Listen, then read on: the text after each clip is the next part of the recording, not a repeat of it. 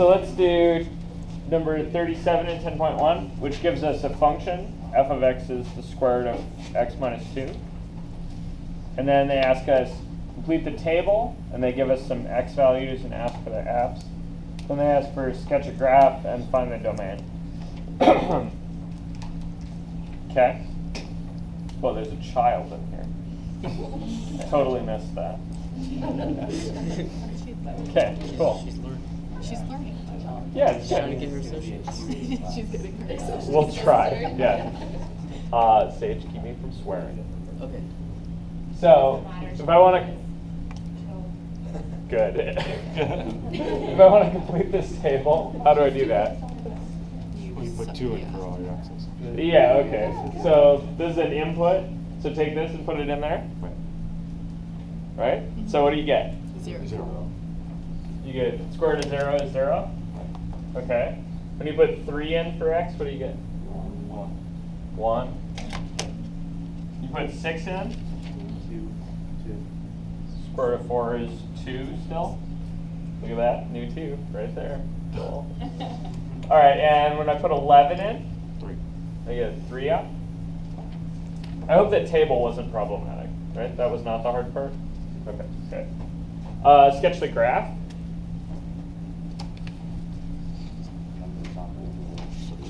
Okay, we could assume it looks like a square rooty thing, right? And then we could plot some points. That would work. Another thing we could do is we could think about this as a shift. You see that? So if I put an x in here, right? So I think, okay, I'm going to start with an x. What's the first thing I do to the x? Subtract it by 2. Subtract 2 from it. Then what's the next thing you do? Square root. Okay, so this square root thing is telling me that this, oops, horrible picture, that this looks like this, right? And then this piece is happening before or after the rule? Yeah, this is happening before, right? So this is a, yeah, horizontal left-right shift, and it's right 2.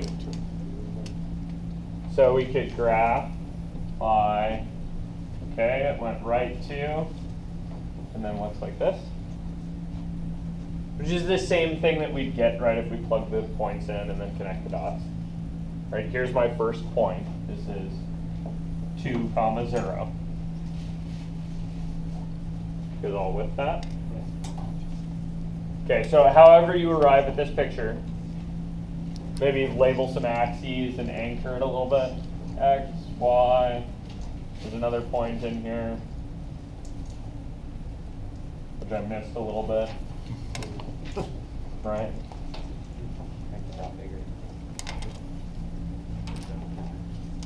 I'm a fan of adjust the scale on the axes, but yeah, do what you got to do. Make the dot bigger, redraw your picture, adjust the scale, something.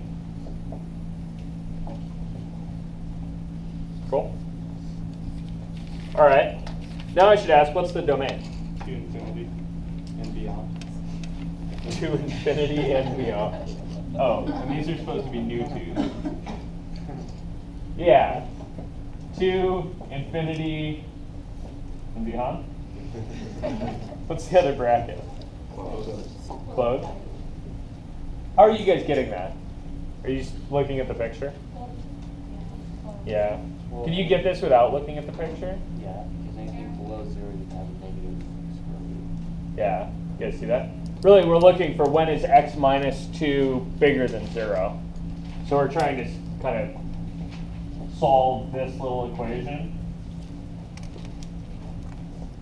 And maybe we remember that we can solve inequalities by adding stuff to both sides, like we solve equalities.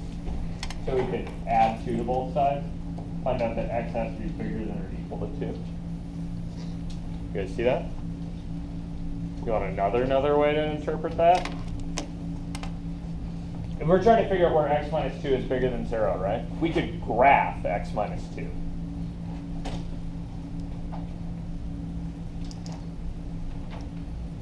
What's x minus 2? Let me give you a clue.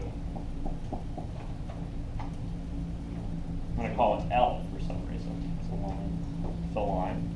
It's got intercept. 0, 2, so it's gonna be on the y-intercept. Got -2, intercept slope 1, right? So here at, oops, new 2s. Here at 2 is where it breaks through and becomes positive, right? Like it's negative in here for these x's, right? Until I get to 2, and then it becomes positive. So there's your, hey, from 2 forwards, right? From 2 forward. That's cool. This trick of, hey, I've got some function in a square root, I want to know the domain. That trick of graph the function that you're looking at can be super helpful. That's cool with it? All right.